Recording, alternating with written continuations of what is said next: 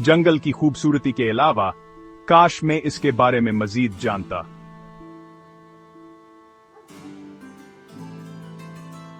मिले रखा से जन के खामोश हैरों से। रखा कोई आम भेड़िया नहीं था, वो जंगल की धड़कन था। जब वो बच्चा था तो अपने गले से बछड़ गया और अकेला पहाड़ों में छुपा बड़ा हुआ, कभी रीछ के बल में, कभी दरिया के किनारे। वो बोल नहीं सकता था, लेकिन इसकी आंखों ने सीखा कि जंगल सिर्फ खूबसूरत नहीं बल्कि जालिम भी है।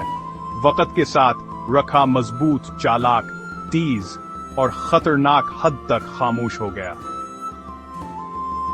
लेकिन इसकी सबसे बड़ी ताकत, वो कभी किसी को पीछे नहीं छोड़ता था।